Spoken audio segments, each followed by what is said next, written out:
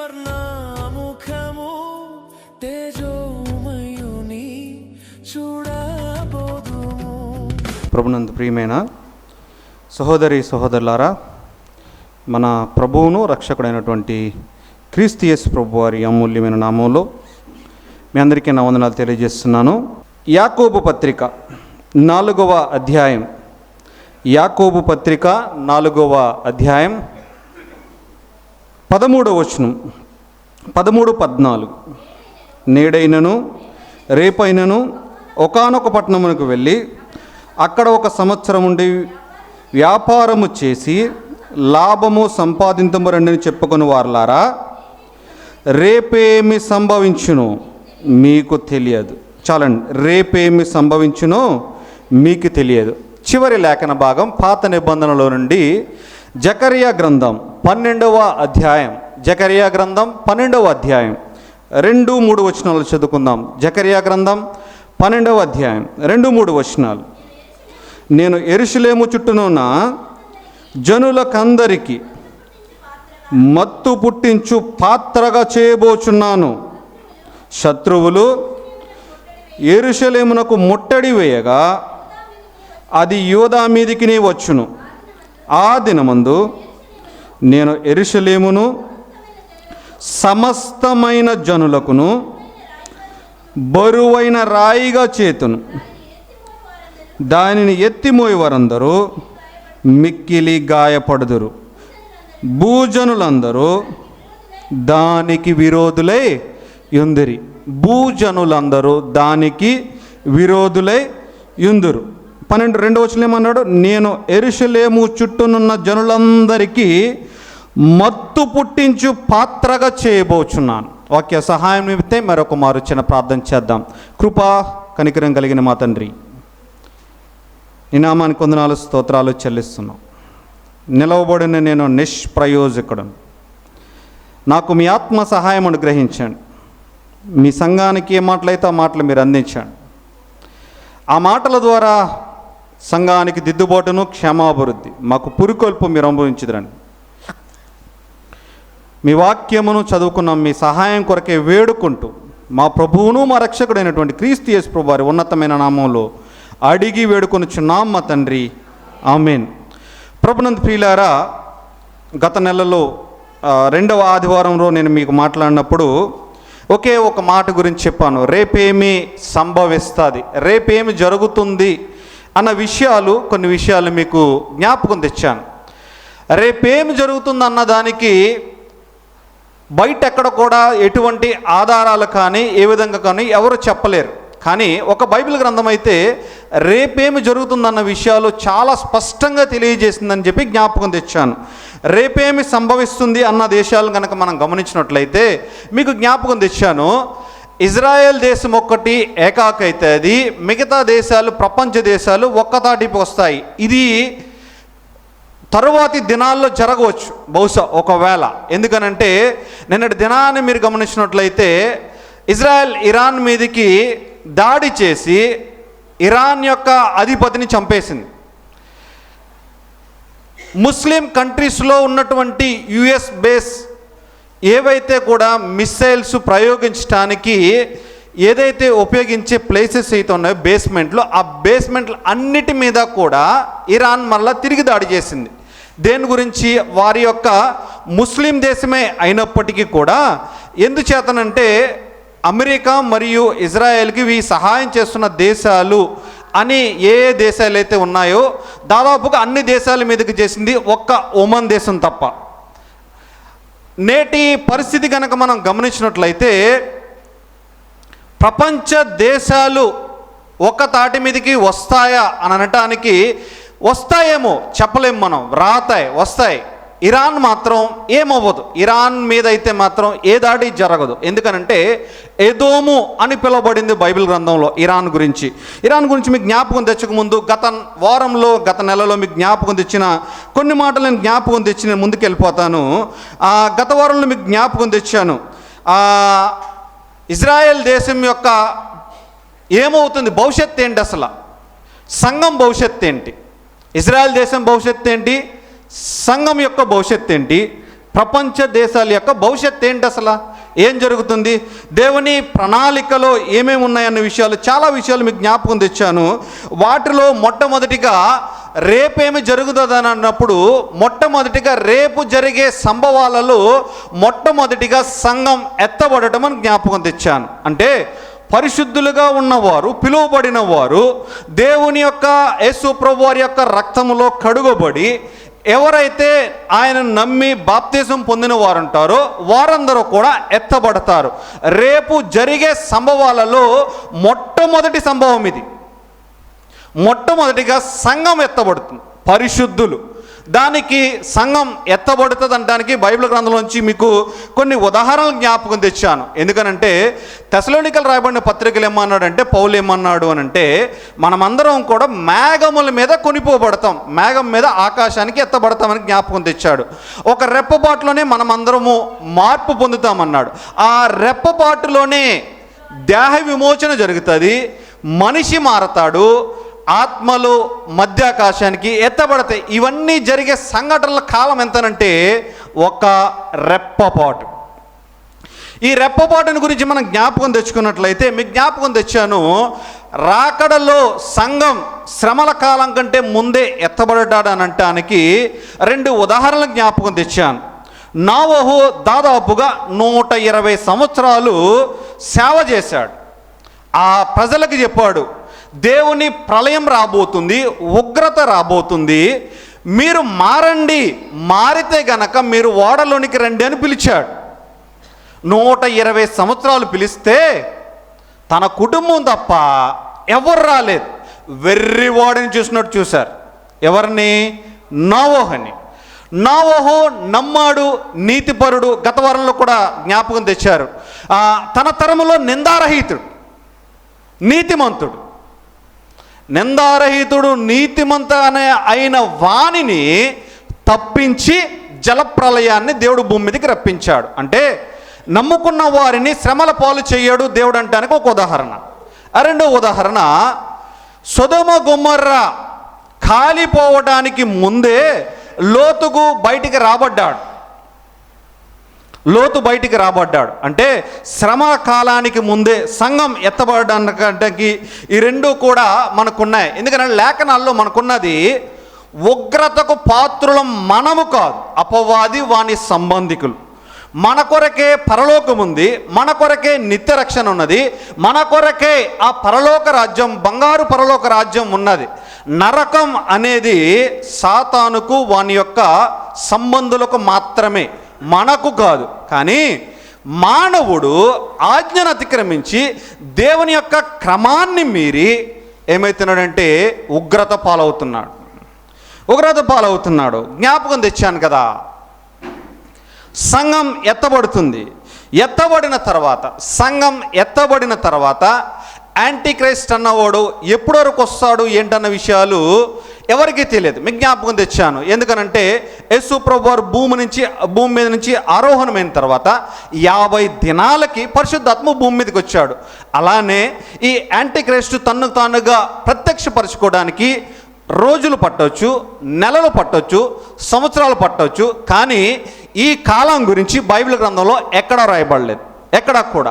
అది దేవునికి మాత్రమే తెలుసు. అయితే మీకు చాలామందికి ఏమనుకుంటున్నారు అని అంటే, నేటి కాలంలో యాంటీక్రైస్ట్ యొక్క దాని యొక్క రాజ్యం ఇంకా భూమి మీదకి రాలేదు, లేదంటే కనుక 7 ఏండ్ల శ్రమల కాలం ప్రారంభమవటానికి ఇంకా చాలా సమయం ఉంది. ఎందుకనంటే భూమి మీద ఇంకా చాలా జరగాలి, అవన్నీ జరిగితేనే కానీ ఇవన్నీ రావు అని అనుకుంటున్నారు. కానీ గత సంవత్సరంలో మీకు జ్ఞాపకం తెచ్చాను, 3 ముక్కలు గుర్తుపెట్టుకోండి. అంత్య దినాలలో మనుషుల యొక్క మోసం, ద్రోహం, అక్రమం, ఈ 3 గుర్తుపెట్టుకోండి. మందిరాలలో సమాధానము, సఖ్యత అన్నది కరువైపోతుంది, ఉండదు. వస్తుందని అనుకోవడానికి కూడా మనకి ఎటువంటి బైబిల్ సంబంధితమైన ఆధారాలు ఏమీ లేవు. అయితే యాంటీక్రైస్ట్ యొక్క రాజ్యం ఇంకా ప్రారంభించబడిందా లేదన్న విషయాలు చాలామందికి డౌట్లు ఉండొచ్చు. అయితే మీకు జ్ఞాపకం తెస్తాను, గత వారంలో మీకు జ్ఞాపకం తెచ్చిన దాంట్లో తర్వాత పాయింట్లు మీకు తర్వాత చెప్తాను. అయితే రేపేమి సంభవించునని అన్నారు కదా, రేపేమి సంభవిస్తుంది అన్నప్పుడు యేసు ప్రభువారు భూమి మీద ఉండి 33 సంవత్సరాలు జీవించిన కాలంలో ఆయన అన్యాయమైన తీర్పును పొందాడు కదా. అన్యాయమైన తీర్పును పొందినప్పుడు పిలాతు దగ్గర యూదులు ఇశ్రాయేలీలు చేసిన అతిపెద్ద తప్పిదం ఏమిటి అనంటే, పిలాతు అయితే ఒక గిన్నె రప్పించుకుని ఈ నీతిమంతుని రక్తమును గూర్చి నేను నిరపరాధిని అని చేతులు కడుక్కున్నాడు. కానీ వారేమన్నారు, ఈ రక్తం మా మీద మా పిల్లల మీద ఉండునుగాక అన్నారు. ఆ చెప్పినది ఎప్పుడు? క్రీస్తుశకం 33వ సంవత్సరంలో, 34 సంవత్సర కాలంలో, మధ్యకాలంలో క్రీస్తుశకం 70వ సంవత్సరంలో టైటస్ చక్రవర్తి ఇశ్రాయేలీలను నరవధ చేశాడు, యెరూషలేమును కాల్చేశాడు, ధ్వంసం చేశాడు. ఆ రక్తాపరాధం ఇశ్రాయేలీల మీదకి వచ్చింది. ఏ రక్తాపరాధం? మా మీద మా పిల్లల మీద ఉండొచ్చమని అడిగారు కదా దేవుని దగ్గర.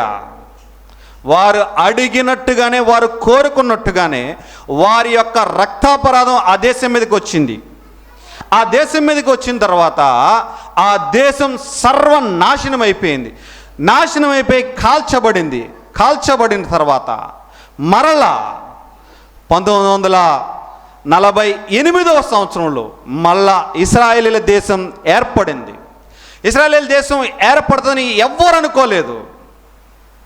మీకు జ్ఞాపకం తెచ్చాను కదా గత వారంలో, ద సిటీ ఆఫ్ గాడ్, దేవుని పట్టణం అనే పుస్తకంలో యేసు ప్రభు వారి యొక్క రాకడ గురించి చెప్పబడింది. తర్వాత జాన్ నెల్సన్ డార్బాన్ ఆయన ఏం చేశాడు అని అంటే, ఇశ్రాయేలీల దేశం మరలా ఏర్పడుతుందంటే చాలా విచిత్రంగా చూసారు. ఆయనక ఏం చెప్తున్నాడు ఈయన వాక్యం?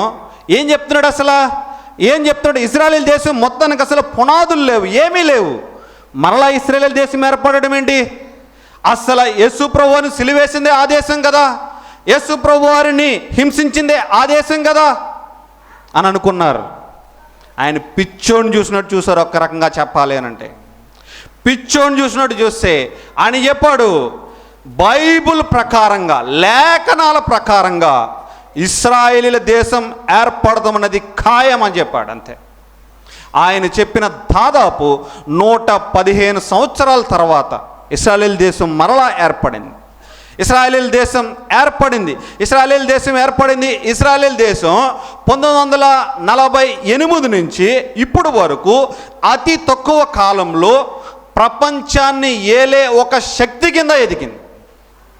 అన్నిటిలోని రారాజే అది. యుద్ధం చేయడంలో కానివ్వండి, టెక్నాలజీలో కానివ్వండి, వారి యొక్క పట్టింపుల విషయంలో కానివ్వండి, ఏ విషయంలో కూడా వారికి వారే సాటి, వారికి వారే సాటి. ఈ భూప్రపంచం మీద వారికి ఉన్నన్ని ఆధిక్యతలు దేవుడు ఎవ్వరికి ఇవ్వలేదు. ఇది బైబిల్ చెప్తున్న సత్యం.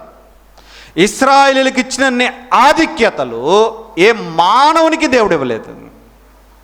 కానీ క్రీస్తు ప్రభువారు ఎప్పుడైతే ప్రాణం పెట్టాడో అన్యులైన మనకు రక్షణ అనుగ్రహించబడింది. మనకు రక్షణ అనుగ్రహించబడింది. ఆయన అనుగ్రహించబడింది. రక్షణ అనుగ్రహించబడిన తర్వాత మనం ఆయన రాజ్య నివాసులుగా చేయబడ్డాం. అయితే ఇశ్రాయేలీల దేశం ఏర్పడింది. ఇశ్రాయేలీల దేశం మరలా కొలాప్స్ అవ్వడానికి సూచనలు మనకు బాగా కనిపిస్తున్నాయి కదా నేటి ప్రపంచాన్ని చూసినప్పుడు.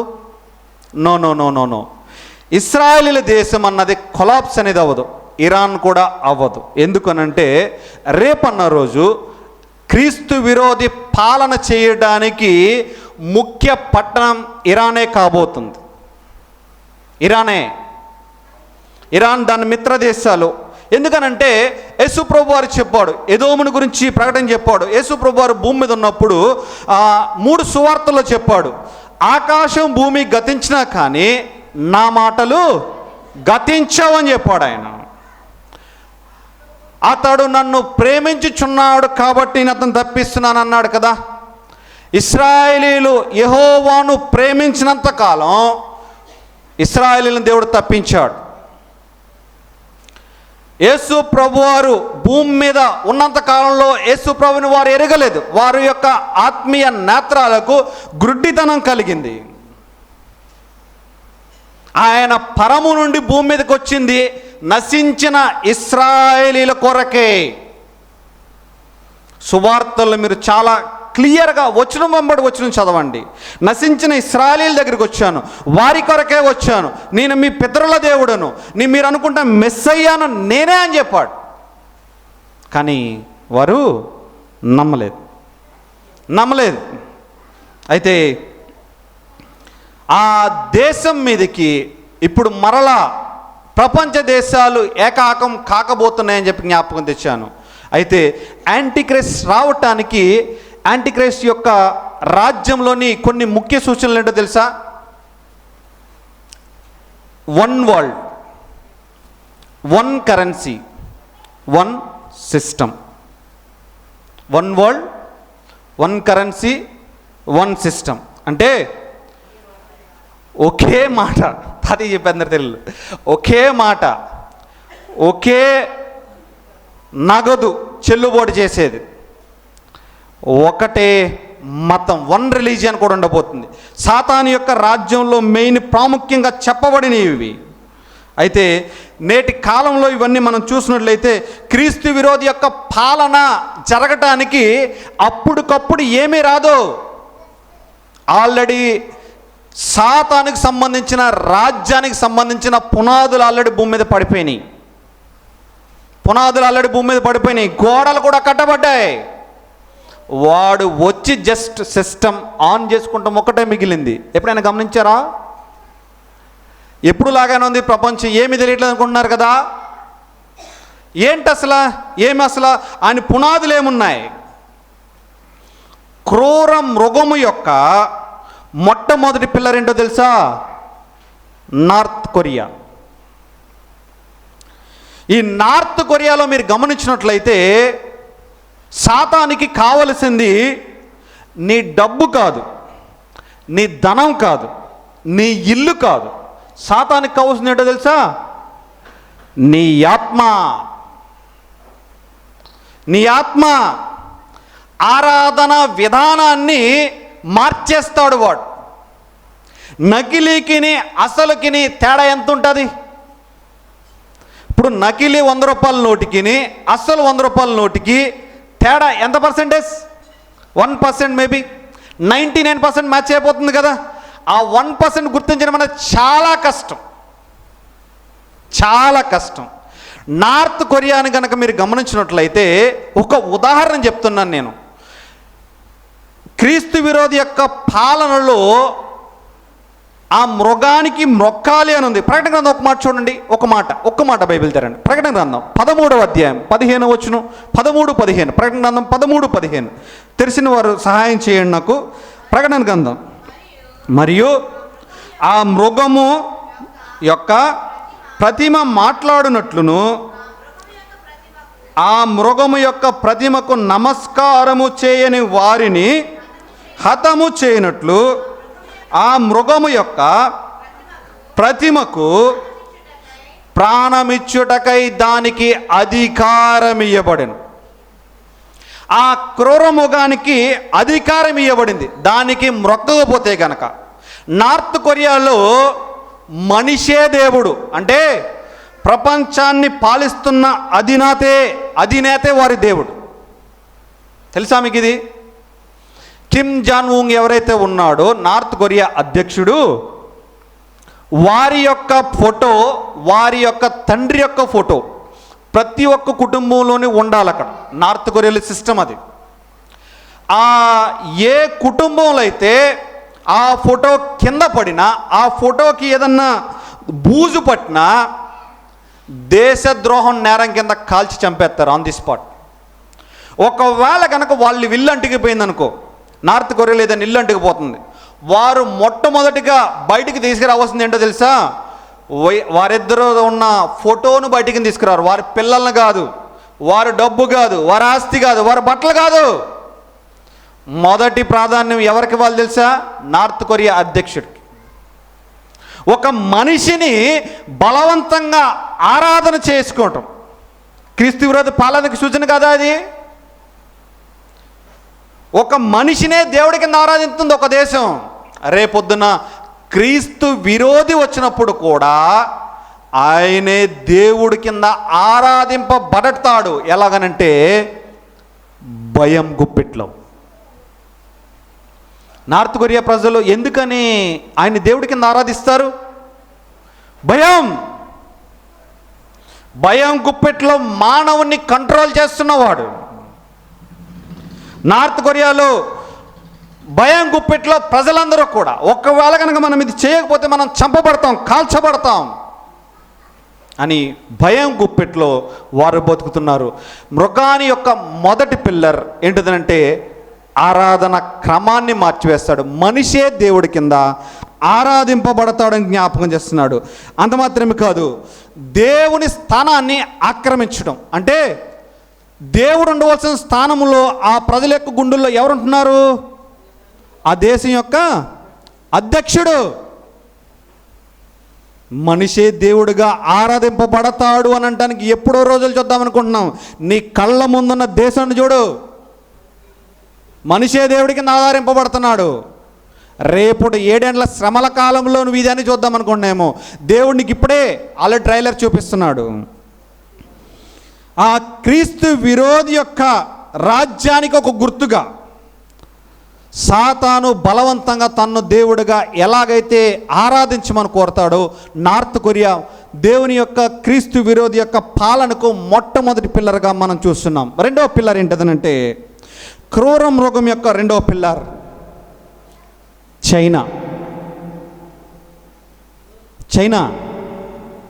చైనాలో ఎక్కువ ఉన్నది ఏంటి?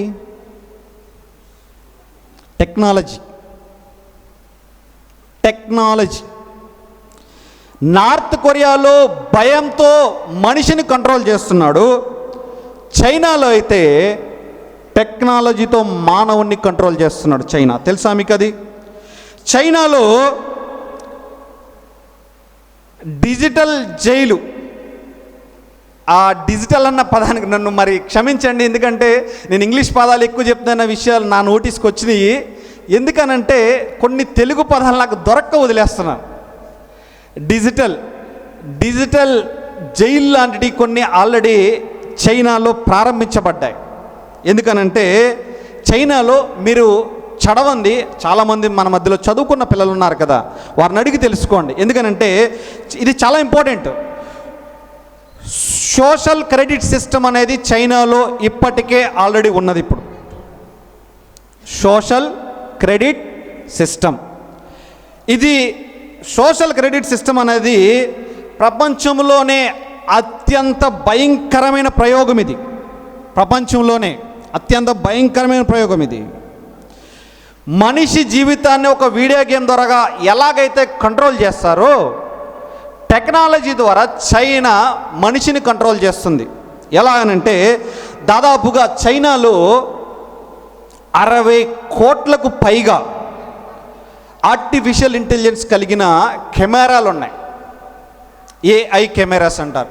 ఇప్పుడు దాదాపుగా హైదరాబాదులో కూడా కొన్ని ఎక్కువ రద్దీ గల ప్రాంతాల్లో పోలీసు వారు కూడా ట్రాఫిక్ లైట్లలో ఉపయోగిస్తున్నారు. AI కెమెరాస్ దాదాపుగా 60 కోట్ల వరకు ఉన్నాయి. ఈ 60 కోట్ల కెమెరాలు ఉన్నాయి. ఈ కెమెరాలు ఏం చేస్తాయంటే మనిషి యొక్క ముఖాన్ని స్కాన్ చేస్తాయి. స్కాన్ చేసి అక్కడ ప్రభుత్వం ఏం చేస్తుందనంటే, మన ఇండియాలో డిజీ లాకర్ అనేది ఎంతమందికి తెలుసు? చేతులు ఎత్తారా? డిజీ లాకర్ మొబైల్స్లో ఎనీబడి? డిజీ లాకర్ తెల్లారి అందరం ఫోన్లు పట్టుకుంటారు, సోషల్ మీడియాలో చూస్తారే. డిజీ లాకర్ అనేది మన ఇండియాలో ఒక యాప్ ఉంది. ఆ యాప్లో 10th క్లాస్ సర్టిఫికేట్తో సహా డౌన్లోడ్ చేయొచ్చు. తెలుసా మీకు? అది 10th class certificate, 10th inter, Aadhaar card, PAN card, driving licence, PF సంబంధించిన డీటెయిల్స్, బ్యాంకింగ్ సంబంధించిన డీటెయిల్స్ అన్నీ సింగిల్ యాప్లో దొరుకుతాయి. అటువంటిది చైనాలో సోషల్ క్రెడిట్ సిస్టమ్ అనేది ఒకటి ఉన్నది. ఆ సిస్టంలో ఏం చేశారంటే, ఒక వ్యక్తి దాంట్లో లాగిన్ అయిన తర్వాత ఒక 1000 పాయింట్లు ఇస్తారు. ఆ 1000 పాయింట్లు ఇచ్చిన తర్వాత మనిషి యొక్క ముఖం ద్వారా బయట వీడి చేసే పనులు అన్నీ స్కాన్ అయిపోతాయి. బయట మీరు ప్రభుత్వ వ్యతిరేకమైన పనులు చేసినా, ప్రభుత్వానికి అనుకూలమైన పనులు చేస్తే మీ యొక్క ఆ స్కోర్ పెరుగుతుంది. ప్రభుత్వానికి వ్యతిరేక సంబంధమైన చేస్తే కనుక స్కోర్ తగ్గిపోతుంది. దాన్ని చైనా ఏం చేస్తుందంటే AAA నుంచి D వరకు గ్రేడింగ్ ఇచ్చింది. 10th మన మార్క్ లిస్టుల పిల్లల యొక్క గ్రేడింగ్స్ ఎలా ఇస్తుందో అలా గ్రేడింగ్స్ ఇచ్చింది.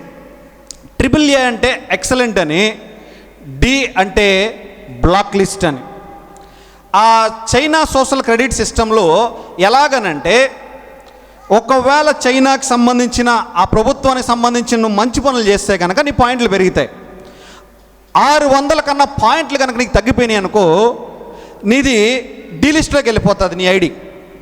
నువ్వు ఎక్కడికి వెళ్ళి ఫోన్ కానీ ఐడి కానీ ఏం చూపించవసరం లేదు.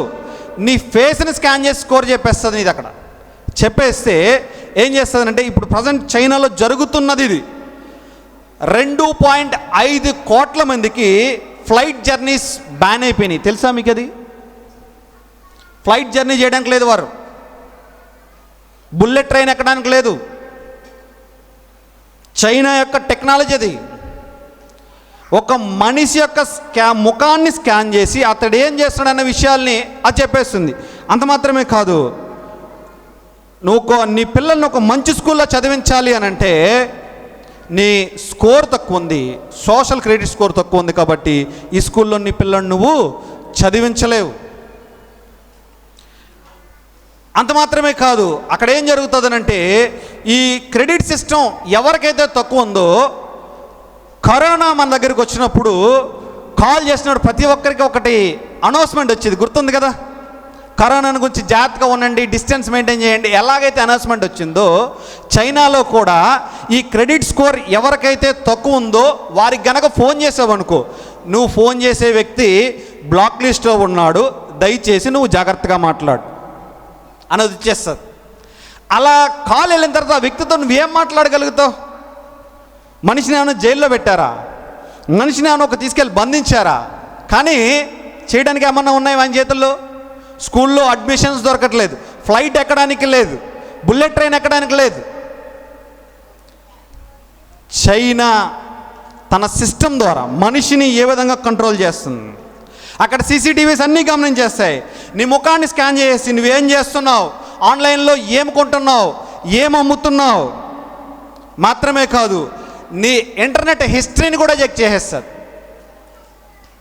సోషల్ మీడియా అకౌంట్స్లో నువ్వేం పోస్ట్ చేస్తున్నావు ఇవన్నీ చేసేస్తుంది. ఇవన్నీ స్కాన్ చేసి ముఖంలోని నీకు ఇక్కడ ఒక కెమెరాలో ఒక పని చేసావు, స్కాన్ అయింది. మరలా మల్కీపురం వెళ్ళిన తర్వాత మరలా ఇంకో ఏదో తప్పు పని చేసావు, అక్కడ స్కాన్ అయింది. మరలా రాజోలు వెళ్ళిన తర్వాత మరలా ఇంకో ఏదో పని చేసావు, అక్కడ స్కాన్ అయింది. ఈ 3 దగ్గరలో స్కాన్ అయింది పట్టుకెళ్ళి సూపర్ కంప్యూటర్ సర్వర్కి ఇస్తుంది. అక్కడ ఆర్టిఫిషియల్ ఇంటెలిజెన్స్ డిసైడ్ చేస్తుంది నీ స్కోరు పెంచాలా తగ్గించేయాలన్నారు. మనిషిని ఎలా కంట్రోల్ చేస్తున్నాడో చూసావా మానవుడు? చైనా టెక్నాలజీని చూసినప్పుడు, రేపు అబద్ధ ప్రవక్త క్రీస్తు విరోధి వచ్చినప్పుడు కూడా మనిషిని ఇదే విధంగా కంట్రోల్ చేస్తాడు. అప్పుడేమి సెపరేట్గా జైల్స్ పెట్టేసి నిన్ను బంధించేసి నీకు ఇది చెయ్యము అది చేయమని ఏముండదు. ఇప్పుడు ఆ వ్యక్తి క్రెడిట్ స్కోర్ తక్కువ ఉన్న వ్యక్తికి డబ్బులు ఉండొచ్చు, ఇల్లు ఉండొచ్చు, ఏమైనా ఉండొచ్చు, అన్నీ ఉంటాయి. కానీ ఫ్లైట్ ఎక్కడానికి లేదే, పిల్లలు మంచి స్కూల్లో చదివించడానికి లేదే, ఏమీ లేకుండా అయిపోద్ది. అన్నీ ఉన్నా ఏమీ లేని వాడి కింద మనిషి అయిపోతాడు. ఇది రాబోయే కాలంలో జరగబోతుంది. ఇది ఆల్రెడీ చైనాలో దీని ఇంప్లిమెంట్ అయిపోయింది. ఇది జరుగుతుంది. చైనాలో మనం చూస్తూ ఉన్నాం. చైనాలో సిస్టమ్ ఏం చేస్తుందంటే, మనిషిని చూసి తీర్పు తీరుస్తాడు. దేవుణ్ణి యాజ్ కాపీ కొట్టడం కదా, దేవుడు మన యొక్క పనులను చూసి మనకేం చేస్తాడు? ఆయన తీర్పు తీరుస్తాడు. AI కెమెరా ఏం చేస్తుంది? నువ్వు చేసే పనులను చూసి నీకు పాయింట్లు ఇవ్వాలా వద్దని డిసైడ్ చేస్తుంది. దేవుని యొక్క పనిని ఎలా కాపీ కొడుతుందో చూడండి సాతాను. నార్త్ కొరియా అయితే ఆత్మీయను దెబ్బతీయటానికి మనిషిని భయంతో కంట్రోల్ చేసింది. చైనా అయితే మనిషిని టెక్నాలజీతోటి కంట్రోల్ చేసింది. క్రీస్తు విరోధి యొక్క రాజ్యంలో ఇవి చాలా ప్రాముఖ్యమైనవి. ఆరాధన పాడైపోతుంది, మనిషిని భయంతో గుప్పట్లో పెట్టేసుకుంటాడు. రెండోది ఏంటంటే చైనా టెక్నాలజీ ద్వారా మానవుని కంట్రోల్ పెట్టేసుకుంటాడు. మూడవది క్రూర మృగం యొక్క మూడో పిల్లర్ ఏంటో తెలుసా? ఇండియా. తెలుసా మీకు ఇది? ఇండియా అసాధ్యం అనుకున్నారు. దాదాపు 147 కోట్ల మంది యొక్క జనాభా యొక్క ఫింగర్ ప్రింట్స్, ఐరిస్ దాచడం, ఒకే సర్వర్లో దాచడం అసాధ్యం అనుకుంది ప్రపంచం అంతా కూడా. ప్రపంచం అంటే 147 కోట్ల మంది యొక్క ఆధార్ యొక్క ఈ మన యొక్క 10,000 ముద్ర, 1,000 ముద్ర కాదు. ఆధార్లో మీరు బయోమెట్రిక్ అథెంటికేషన్ చేసినప్పుడు ఎన్ని ఏళ్ళు తీసుకుంటారు? 10 ఏళ్ళు. 10,000 ముద్రలు, 2 ఐరిసు, 147 కోట్ల మంది యొక్క జనాభాని ఒక సర్వర్లో దాచారు. ఇది అసాధ్యం అనుకున్నారు ప్రపంచం మొత్తం. కానీ ఇండియా దాన్ని చెయ్యొచ్చని చేసి చూపించింది. అసలు ఇండియా ఆధార్ ఇంప్లిమెంట్ చేసినప్పుడు ఏం చెప్పిందో తెలిసి ఎవరికైనా గుర్తుందా? ఇది అగ్రరాజ్యం అమెరికా ఒక ఆలోచన ఏంటంటే, అమెరికాలో సోషల్ సెక్యూరిటీ నెంబర్ అని ఒకటి ఉండేది. అమెరికాలో సోషల్ సెక్యూరిటీ నెంబర్ అని ఒకటి ఉండేది. ఆ నెంబర్లో ఫోటో ఉండదు, ఫింగర్ ప్రింట్స్ ఉండవు, ఇవేముండవు, నేము కార్డు మాత్రమే ఉంటాయి. ఆ కార్డు ద్వారా ఎన్ని డూప్లికేట్ కార్డులు అనేది తీయొచ్చు. అదే దాన్ని యాజ్ ఇట్ ఈజ్ ఇండియా దాన్ని కాపీ కొట్టింది. ఎలాగనంటే ఎప్పుడనంటే 1999వ సంవత్సరంలో కార్గిల్ యుద్ధం జరిగినప్పుడు, కార్గిల్ యుద్ధం అయిపోయిన తర్వాత యుద్ధం యొక్క ఎలా జరిగింది, యుద్ధం జరిగిన తీరుని ఒక కమిటీ రివ్యూ చేస్తుంది. ఆ కమిటీ రివ్యూ చేసిన తర్వాత కమిటీ ఇచ్చిన రిపోర్ట్ ప్రకారంగా మన యొక్క భారతీయులకి వీడు భారతీయుడు అని చెప్పడానికి గుర్తింపు, పర్మనెంట్ గుర్తింపు ఏదైనా ఉంటే కనుక చొరబాటుదారుల్ని మనం అరికట్టవచ్చు అని ఒక స్టేట్మెంట్ ఇచ్చింది. ఆ స్టేట్మెంట్ అయిన తర్వాత ఎవరినైతే గుర్తించడం కష్టమైపోతుంది అన్నారు కదా, ఆ తర్వాత అని చెప్పేసిన తర్వాత ఆధార్ అనేది మన ఇండియాలోకి ప్రవేశించబడింది. ఆధార్ ఇండియాలో ప్రవేశించినప్పుడు ఏం చెప్పారు అని అంటే, ఇది మ్యాండేటరీ కాదు, అంటే ఇది అంత ప్రాముఖ్యం కాదు, ఇది కేవలం గుర్తింపు కార్డు మాత్రమే, దీన్ని అన్నిటికీ కూడా పెట్టుకోవాల్సిన అవసరం లేదు అని చెప్పారు. అవునా కదా? ఆధార్ వచ్చిన ఫస్ట్లో. ఇప్పుడు నేడు నువ్వు బ్యాంక్ అకౌంట్లో ఒక ట్రాన్సాక్షన్ చేయాలంటే ఆధార్ మ్యాండేటరీ. ఒక లోన్ తీసుకోవాలంటే ఆధార్ మ్యాండేటరీ. స్కూల్లో నీ పిల్లవాడిని జాయిన్ చేయాలంటే ఆధార్ మ్యాండేటరీ. సాతాను ఇంప్లిమెంట్ చేసేది ఇలానే ఉంటుంది. మొదట్లో అంత అదేమీ ప్రాముఖ్యం కింద మనకు కనిపించదు, కానీ ముందు ముందు ముందు ముందు వెళ్ళే కొలది దాన్ని ఆ నిఘానేత్రాన్ని ఆయన స్టిక్ చేసేస్తాడు క్రీస్తు విరోధి. అయితే ఆధార్ నెంబర్ వచ్చేటప్పుడు ఏదో ఉన్నామనిగా ఏదో ఒక నెంబర్ను బట్టి వచ్చేది కాదు. గణిత శాస్త్రంలో ఒక మేధావైనటువంటి వెర్హోప్స్ అల్గారిథం అనే ఒక గణిత శాస్త్రం యొక్క మ్యాథమెటిక్స్ యూజ్ చేశారు మన ఆధార్ ఇచ్చేటప్పుడు. ఆ మ్యాథమెటిక్స్ యూజ్ చేయడం వల్ల తప్పులనే దాదాపు 99% అనేది ఉండవు, ఎక్కడో 1% మాత్రమే ఛాన్స్. ఆధార్ అనేది డూప్లికేట్ అనేది చాలా తక్కువ, అరుదు. స్టార్టింగ్లో అయితే మాత్రం ఆధార్లు 2 ఆధార్లు 3 ఆధార్లు ఏది వచ్చినాయి సర్వర్లో నుంచి ఒకటి ఇంప్లిమెంట్ చేసుకుని ఇప్పుడు వచ్చేసిన తర్వాత, ఇప్పుడు మీరు గమనించారో లేదో నాకు తెలియదు, ఆధార్ 2.0 అని ఒక యాప్ వచ్చింది. ఆ యాప్లో నీ ఫేస్ ఇలా చూపిస్తే అథెంటికేషన్ మొత్తం చూపించేస్తుంది. ఇంటి దగ్గర నుండి నువ్వు అడ్రస్ అప్డేట్ చేయొచ్చు, మొబైల్ నెంబర్ చేంజ్ చేయొచ్చు. ఎలా? నీ ఫేస్ ఐ రికగ్నిషన్ ద్వారా. ప్రపంచం అసాధ్యమనుకున్న దాన్ని ఇండియా అది సాధ్యమని చేసి చూపించింది. ప్రపంచం మొత్తం అది అసాధ్యం అనుకున్నారు. క్రీస్తు విరోధ సిద్ధాంతం కూడా ఇదే. నువ్వు తప్పు చేయలేవు, తప్పు చేయకూడదు, దాని నుంచి తప్పించుకోకూడదు. తెలుసా? తప్పు చేయకూడదు, నో మిస్టేక్, నో ఎస్కేప్. నువ్వు మిస్టేక్ చేయకూడదు, తప్పించుకోకూడదు. ఆధార్లో కూడా అదే సిస్టమ్ కదా. ఆధార్ డూప్లికేట్ అనేది రాకూడదు, రిపీట్ అవ్వకూడదు. దాని ప్రకారంగా implements day by day implement అయిపోతుంది. నేటి కాలంలో మనం గమనించినట్లయితే మొదట్లో ఇది ఇలానే ఉంది, తర్వాత బ్యాంకుకి, తర్వాత మళ్ళీ ఇప్పుడు ఒక సిమ్ కార్డు తీసుకోవాలంటే మ్యాండేటరీకి ఏది కావాలి? ఆధార్ కార్డు. ఇంతకుముందు మనం జిరాక్స్ ఇచ్చేవాళ్ళం. నేటి కాలంలో జిరాక్స్ ఎవడని అడుగుతున్నారా మీకు? జిరాక్స్ ఎవరు అడగరు, ఫింగర్ ప్రింట్. అంటే సాతాను ఆధార్ని క్రియేట్ చేసిన తర్వాత దానికి పాస్వర్డ్ ఏంటో తెలుసా? నా శరీరం. మన శరీరమే దాని పాస్వర్డ్. ఫింగర్ ప్రింట్ ద్వారా మాత్రమే ఇది అన్లాక్ అవుతుంది ఆధార్ నెంబర్. ఐరిస్ ద్వారా మాత్రమే ఇది అవుతుంది. నీ శరీరాన్ని లాక్ కింద పెట్టేసాడు సాతాను. ఇది అనుకున్నారు ఎప్పుడైనా? ఇంకా ఎప్పుడు? ఇంకా చాలా కాలం ఉంది. ఆయన రావడానికి ఇంకా చాలా కాలం ఉంది అనుకుంటున్నావు. ఒకవేళ నువ్వు సాతానికి సంబంధించిన, రాజ్యానికి సంబంధించినవి అన్నీ కూడా ట్రయల్స్ అయిపోయినాయి. ట్రయల్స్ అయిపోయిన తర్వాత దాన్ని ఇంప్లిమెంట్ చేయడం ఎంత పని? నువ్వు ఆల్రెడీ ఒక ప్రయోగం చేసావు, సక్సెస్ అయిపోయావు. ఆ ప్రయోగాన్ని మళ్ళీ తర్వాత ఇంప్లిమెంట్ చేయాలంటే ఎంత టైం పడుతుంది?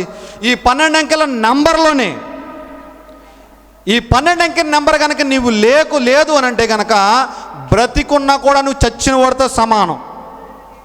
తెలుసా మీకు ఇది? గమనించారా?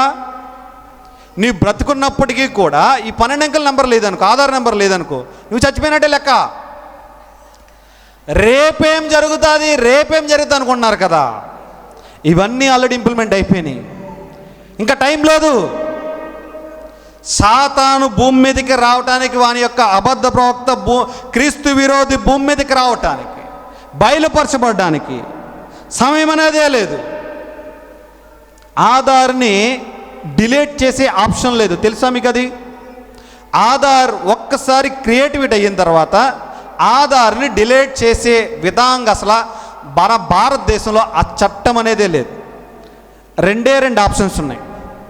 ఫామ్ నెంబర్ 9 ఫిల్ చేసిన తర్వాత 18 సంవత్సరాలు నిండిన తర్వాత ఒకసారి, 6 నెలల కంటే ముందు ఒకసారి మాత్రమే ఫామ్ నెంబర్ సబ్మిట్ చేసి నీ ఆధార్ను ఎందుకు డిలీట్ చేయాలో కారణం తెలిపి సబ్మిట్ చేస్తే అది మళ్ళా సిస్టమ్ వెరిఫికేషన్ చేసిన తర్వాత అప్పుడు డిలీట్ చేయాలా ఉండొచ్చాలన్నది సిస్టమ్ డిసైడ్ చేస్తుంది. మన ఇండియా ఆధార్ని ఇంప్లిమెంట్ చేసి మనిషి యొక్క వేలుముద్రను, ఐరిస్ని ఒక సర్వర్లో దాచి సుసాధ్యం చేపిస్తుంది. రెండోది ఏంటి తెలుసా? మన జేబులోనే ఉన్నటువంటి UPI payments, PhonePe, Google pay, super money, ఇంకా ఆన్లైన్ ప్లాట్ఫామ్స్లో ఉన్న యూపీఐ పేమెంట్స్ అన్నీ కూడా మీరు గమనించండి. ఇదంతా కూడా సాతాను వాని యొక్క ట్రాక్లో వేసుకోవటానికి చాలా ప్రాముఖ్యమైనవి ఇవి. ఎందుకనంటే ఒక ఎగ్జాంపుల్ చెప్తా. నా జేబులో 100 రూపాయలు ఉన్నాయి. నేను ఎక్కడైనా ఖర్చు పెట్టుకోవచ్చు, నేను ఎక్కడైనా ఖర్చు పెట్టచ్చు, మంచికి కానీ చెడుకు కానీ. అదే డిజిటల్గా నీ అకౌంట్లో 100 రూపాయలు ఉన్నాయి. నువ్వు ఎక్కడ ఖర్చు పెట్టావు, ఎంత ఖర్చు పెట్టావు, ఏ సమయంలో ఏ ప్లేస్లో ఖర్చు పెట్టావు అన్నది అంతా కూడా సర్వర్లో రికార్డ్ అయిపోతుంది. అది ఒక మనిషి జీవితకాలంలో యూపీఐ వచ్చిన తర్వాత ఒక మనిషి, సగటు మనిషి దేనికి ఎంత స్పెండ్ చేస్తాడన్నది అనలైజ్ చేసేస్తుంది సిస్టమ్. వాడు దానికి జబ్బులు ఖర్చు పెట్టాడా, దేనికి ఖర్చు పెట్టాడు అన్న విషయాన్ని సిస్టమ్ అన్నది అనలైజ్ చేసేస్తుంది. అనలైజ్ చేసేసి రేపన్న రోజు క్రీస్తు విరోధి యొక్క పాలన వచ్చినప్పుడు ఏం చేస్తుందనంటే, ఈ ప్రాంతం ఉంది, ఎగ్జాంపుల్ మన రామేశ్వరం ప్రాంతం ఉంది, కార్బన్ అనేది ఎక్కువైపోతుంది, మన వెహికల్స్ బయటికి తీయకూడదు, మన దగ్గర చేతిలో డబ్బులు లేవు, క్యాష్ లేదు. ఎక్కడున్నాయి డబ్బులంతా? బ్యాంకులో ఉన్నాయి. బ్యాంకులో ఉన్నప్పుడు సాతాను ఏం చేస్తాడంటే సింగిల్ క్లిక్తో మీరు పెట్రోల్ బంకులు కాడ వెళ్ళి ఇక్కడ ఎక్కడ కూడా ట్రాన్సాక్షన్ అవ్వకూడదని డిజేబుల్ చేశాడు అనుకో, నీ చేతిలో డబ్బులు, నీ అకౌంట్లో డబ్బులు ఉన్నప్పుడు కూడా నువ్వు ఖర్చు పెట్టలేవు. ఇదే సాతాను యొక్క లాజిక్. మీరు ఎక్కడో ఏదో వస్తుంది, ఇంకా ఉన్నది, ఇంకా ఏదో ఉంది అన్న భ్రమలో మీరు ఉన్నారు. కానీ ఆయన రాకడకి చాలా అతి సమీపంలో ఉన్నాం మనం. ఇవన్నీ ఏం చేస్తాడనంటే వీటన్నిటినీ ఇప్పుడు మీకు చెప్పాను, నార్త్ కొరియా, చైనా, ఇండియా, వీటిల్లో నుంచి ఈ సంబంధించిన విషయాలు అన్నిటినీ చేసుకుని సాతానికి ఇంకా 3 పిల్లలు రెడీ అయిపోయినాయి, ఒక పిల్లర్ మిగిలింది. బహుశా నేను అనుకుంటాను దీనికి ఎస్ అయి ఉండొచ్చు, నో ఉండొచ్చు, రష్యా అని అనుకుంటున్నాను, ఏదైతే తెలియదు, దేవుని చిత్తం. కానీ వీటన్నిటి నుంచి నువ్వు తప్పింపబడాలనంటే ఒక మార్గం ఉంది. ఆ మార్గాన్ని చూసావు ఎప్పుడైనా? ఆ మార్గంలో వెళ్దామని ఆలోచన చేసావా? సాతానుకు సంబంధించినటువంటి రాజ్యానికి సంబంధించిన అన్నీ వచ్చేస్తున్నాయి, ఇంప్లిమెంట్ అయిపోయినాయి అన్నీ కూడా. వాటి నుంచి నువ్వు తప్పింపబడాలి, సాతాను యొక్క రాజ్యంలో నీవు ఉండకూడదనంటే ఒకే ఒక మార్గం ఉంది. ఆ మార్గాన్ని ఎందుకు నిర్లక్ష్యం చేస్తున్నావు? ఆ మార్గాన్ని దాదాపు 2000 సంవత్సరాల క్రితమే ఆ ప్రియ ప్రభువారు మార్గాన్ని నీ కొరకే తెరిచాడు. ఆయన నీ కొరకే తెరిచాడు, నీ కొరకే ప్రాణం పెట్టాడు, నిన్ను విమోచించడం కొరకే. మీకు టెక్నాలజీలో ఉన్నటువంటి అన్ని విషయాలు జ్ఞాపకం తెచ్చాను. మీరు గమనించండి,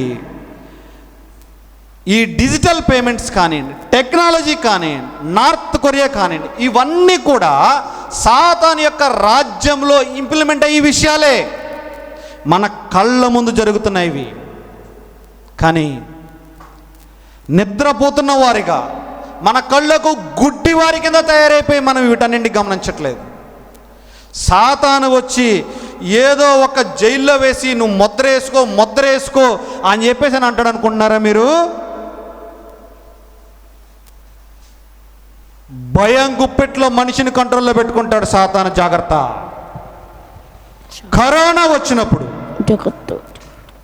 నాకు వ్యాక్సిన్ వద్దు, చచ్చానా పోతాను కానీ అన్న వాళ్ళు ఎంతమంది?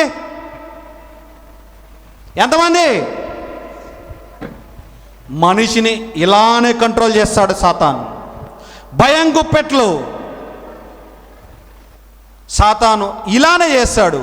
రేపన్న రోజుని నీవు క్యాష్ అనేది లేదనుకో, డిజిటల్ పరంగా అయిపోయింది.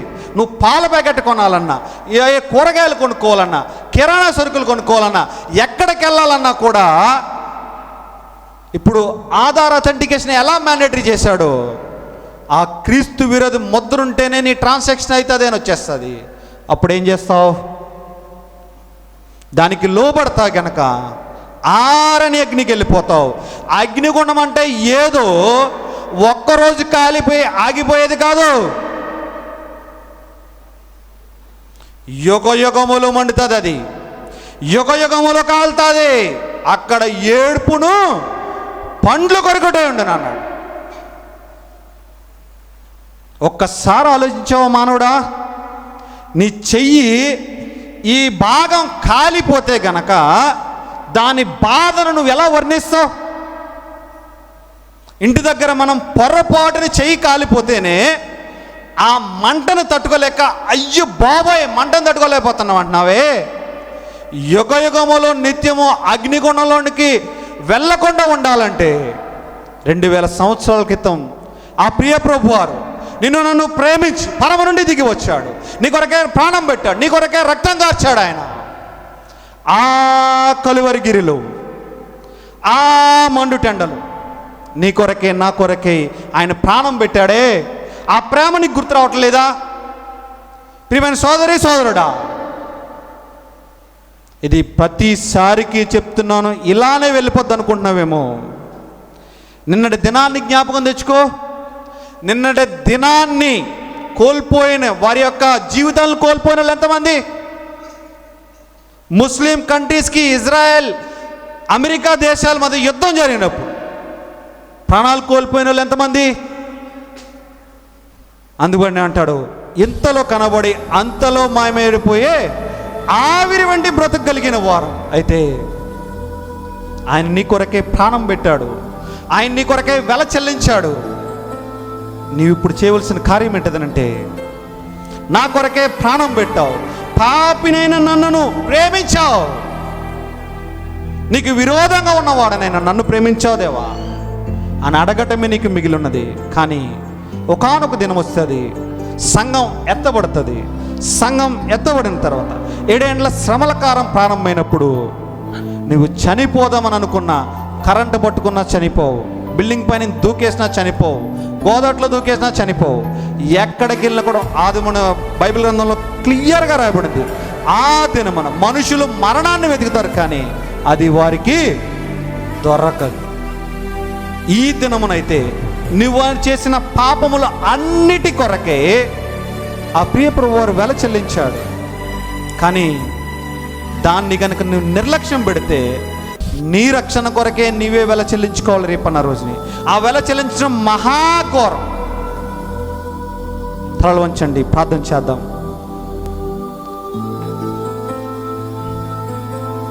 ఆ ముండ్ల మకుటము నీకై ధరించెనే,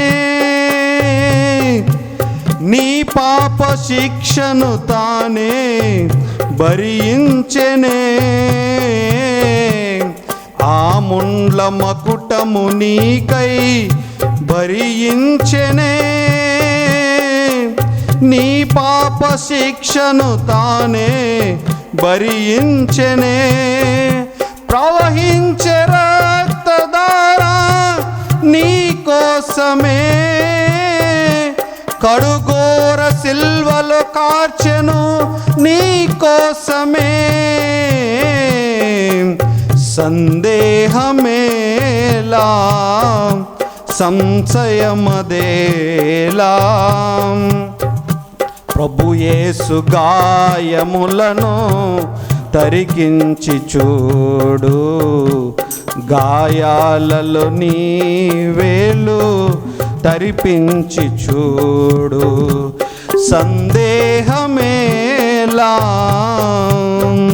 సంశయమదేలా. సోదరా సోదరి, సందేహించొద్దు. నీ కొరకే ప్రాణం పెట్టిన ప్రభు, నిన్ను విమోచించట కొరకే ప్రాణం పెట్టిన ప్రభువారు ఆయన నీ కొరకే కలువరిగిరిలో మండుటెండలో భూమికి ఆకాశానికి మధ్యలో వేలాడిన వాడు. ఆయన సిలువలో వేలాడాడు అని అంటే, నీ కొరకై వేలాడిన ప్రభు ఎలా వేలాడాడు తెలుసా? భూమికి ఆకాశానికి మధ్యలో వేలాడాడు. ఆయన అప్పటికే కొడా దెబ్బల చేత నలుగొట్టబడింది, దేహమంతా కూడా చీల్చబడింది. చీల్చబడిన దేహం, చీల్చబడిన గాయం ఎండ తగిలినప్పుడు ఎలా చిల్లపెంకి కింద మారిపోతుందో ఆయన దేహం కూడా అలా చిల్లపెంకి వల్లే మారిపోయింది. ఎందుకొరకో తెలుసా? నిన్ను నన్ను ప్రేమించడం కొరకే, నిన్ను నన్ను రక్షించడం కొరకే, నిన్ను నన్ను విడిపించడం కొరకే, మరణాన్ని నుండి విడిపించడం కొరకే ఆయన చేసిన సిలువలో చేసిన కార్యం గుర్తుకు రావట్లేదా? ఒక్కసారి ఆలోచించు. వచ్చావు, వెళ్ళిపోయావు, దీనివల్ల ఎటువంటి ప్రయోజనం లేదు. హృదయంలో మార్పు ఉందా? రాకడకు సమీపంగా, రాకడ సంబంధించిన సూచన అన్నీ జరుగుతున్నాయి. రేపేమి జరుగుతుందన్న విషయం నీకు తెలియదని లేఖనం క్లియర్గా చెప్పాడు. కానీ ఈ దినం అనగానే, నేడను సమయం ఉండగానే ఆ ప్రియ ప్రభువాన్ని సొంత రక్షకునిగా అంగీకరించు. ఒకవేళ గనక నీవు ముందుగానే బాప్తిజం తీసుకుని కొంతకాలం లోకంలో కలిసిపోయి ఆచారాల కోసం, అలవాట్ల కోసం ఉండిపోయి ఉంటే గనక ఈ మధ్యాహ్నం వేళ ఒక్కసారి ప్రభువుతో మాట్లాడవా? దేవా, నీ కొరకే నేను నిలబడదాం అనుకున్నాను, కానీ నిలబడలేకపోయానయ్యా. నీ కొరకే నిలబడదాం అనుకున్నాను నేను, కానీ నిలబడలేకపోయాను. నాయనా, నన్ను క్షమించు అని ఆయన దగ్గర రా, నిన్ను క్షమిస్తాడు. ఎంత ఘోర పాపినైనటువంటి కూడా ఆయన క్షమించే దేవుడు. ఆయన ప్రేమ శాశ్వతమైన ప్రేమ, అగాపే ప్రేమతో నిన్ను నన్ను ప్రేమించాడు. ప్రేమ కలిగిన దేవుడు, జాలి కలిగిన దేవుడు, పరమును విడిచి భూమికి దిగి వచ్చిన దేవుడు, నీ కొరకై ప్రాణం పెట్టిన దేవుడు, నీ కొరకై పరలోకాన్ని సిద్ధము చేస్తున్న దేవుని ఎదుర్కోవడానికి ఇష్టపడుతున్నావా? ఇష్టపడితే గనక చిన్న ప్రార్థన చేయి ఈ మధ్యాహ్నం వేళ. రేపు అన్న రోజు, రేపు నీది కాదు, వాయిదా వేయద్దు. మరలా ఇంకొక వారం వస్తుంది, ఇంకొక సంవత్సరం ఉంది, ఇంకా రాకడని ఎన్నో సంవత్సరాలు చెప్తున్నారు. ఎప్పుడు వస్తుందో తెలియదని ఆలోచన కలిగి ఉన్నావేమో. జాగ్రత్త, జాగ్రత్త. సంఘం ఎత్తబడేది ఏ మానవునికి తెలియదు. బైబిల్ గ్రంథంలో లేఖబడింది, కాలములను సమయములను తండ్రి స్వాధీనంలోనే అన్నారు. ఆయన ఎప్పుడు వస్తాడో తెలియదు. కాబట్టి రాకడ కొరకే సిద్ధపడిన కన్యకల వలె దివిటీల్లో నూనెను నింపుకుని ఆయన రాకడ కొరకే ఎదురు చూద్దాం. కృపా కనికరం కలిగిన మా తండ్రి, ఈ నామానికి వందనాలు స్తోత్రాలు చెల్లిస్తున్నాం. నిలబడి అందించిన వాక్య భాగాన్ని బట్టి వందనాలు స్తోత్రాలు చెల్లిస్తున్నాం. ఎత్తబడిన వాక్యాన్ని నీరు కట్టండి, ఫలింపు చేయండి, తగిన కాలంలో ప్రతిఫలం అనుగ్రహించండి. సంఘానికి రావాల్సిన దిద్దుబాటుని మీరు అనుగ్రహించి, క్షేమాభివృద్ధిని మీరు అనుగ్రహించండి. వచ్చిన వరందాన్ని బట్టి వందనాలు స్తోత్రాలు చెల్లించుకుంటూ మా ప్రభువును మా రక్షకుడైనటువంటి క్రీస్తు యేసు ప్రభువారి అమూల్యమైన నామం ప్రార్థన చేయుచున్నాం మా తండ్రి. ఆమేన్.